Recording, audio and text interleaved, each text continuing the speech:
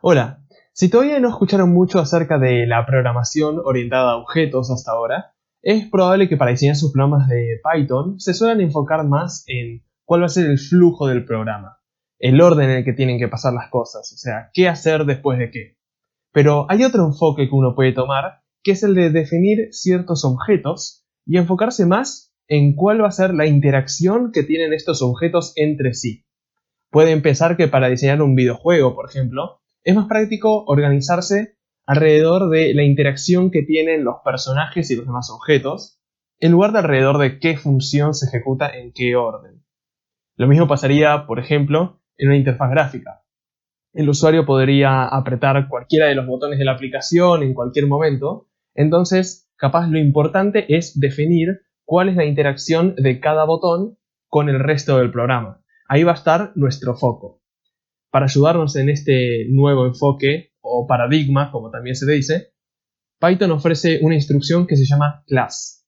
La instrucción class sirve para definir las reglas que va a seguir un objeto, y la idea es que si defino las reglas de una clase de objetos, después voy a poder crear todos los objetos que quiera a partir de esa clase. Podría definir una clase llamada botón, por ejemplo, y a partir de ahí instanciar un montón de objetos que pertenezcan a la clase botón y que cumplan todas las mismas propiedades.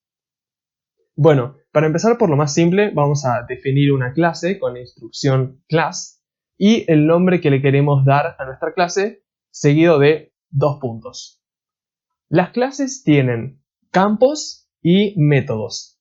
Los campos son las variables que almacena un objeto de la clase, y los métodos son un tipo de funciones especiales que se definen adentro de la clase.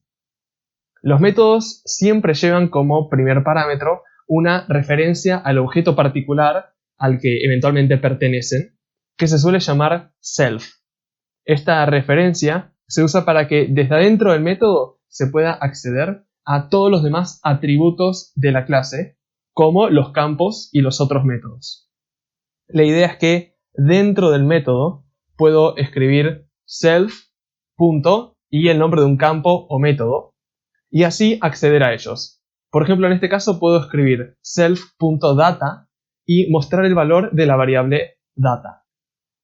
Si creamos algunos objetos de la clase se va a entender un poco mejor cómo funciona. Para esto necesito escribir el nombre de la clase seguido de paréntesis vacíos. Ahora, cada uno de estos 3 objetos tiene su propia variable data y su propio método printData. Si queremos usar el método que escribimos, tenemos que escribir el nombre del objeto seguido de un punto y después el nombre del método. De una forma bastante similar, podemos cambiar el valor de data usando un punto después del nombre de uno de los objetos. Podemos ver que solamente cambió el valor de data del objeto que modificamos. Si yo quisiera ser un poco más prolijo con mi código, es muy común crear métodos que se llamen get y set, y que sirven para leer o modificar el valor de un campo del objeto. Para el caso del método set, vamos a necesitar decirle cuál va a ser el nuevo valor de data, así que lo escribimos como un segundo parámetro después de self. Aunque hay 2 parámetros, algo que tienen de especial los métodos es que el parámetro self se asigna de forma automática. Python va a determinar el valor de self y por lo tanto uno solo va a tener que preocuparse por definir el resto de los parámetros que vengan después. Otra cosa interesante para notar es que yo tranquilamente puedo cambiar el nombre de newData por simplemente data, y no hay problema con que las 2 variables se llamen igual, ya que la variable que pertenece al objeto se accede con self, entonces así se distinguen fácilmente. Por último, igual que antes, puedo ejecutar los métodos usando el punto. Antes de terminar esta introducción a clases, estaría bueno contarles acerca de algunos métodos especiales. Todas las clases traen por defecto algunos métodos con un comportamiento particular y cuyo nombre empieza y termina con un doble guión bajo. El más importante es probablemente el método init, que se escribe guión bajo, init, guión bajo, y se usa si yo quiero que ocurra alguna acción en el instante en el que se crea un nuevo objeto. Una de las cosas más comunes para hacer es, dentro del método init, definir el valor con el que comienzan los campos del objeto. Entonces, si después de self agrego un segundo parámetro llamado data, por ejemplo, simplemente asigno este valor al campo self.data. Además, cuando crean un nuevo campo dentro del método init, usando self. Este campo va a estar disponible de ahora en más para todo el resto de los métodos. Así que no es necesario definirlo previo al método init. De hecho, lo más recomendable es que definan todos los campos del objeto dentro de init, ya que, bueno, si los definen antes, técnicamente van a pertenecer a la clase y, bueno, es algo que vamos a ver en un próximo video más adelante. ¿Y cómo le paso los valores de los parámetros al método init? Bueno, directamente los escribo entre paréntesis cuando defino un nuevo objeto y listo.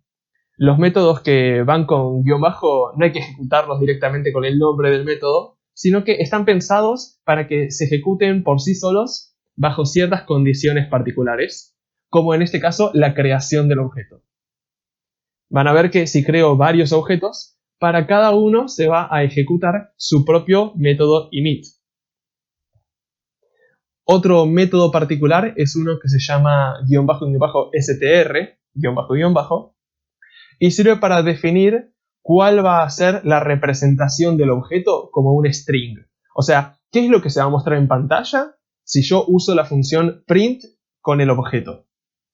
En este caso es bastante simple. Puedo devolver el campo data convertido a string.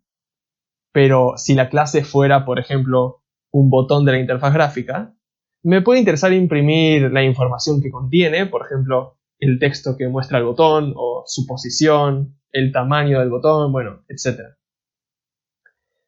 Como estos dos métodos que acabo de contar, también hay muchos otros que pueden investigar en la documentación de Python.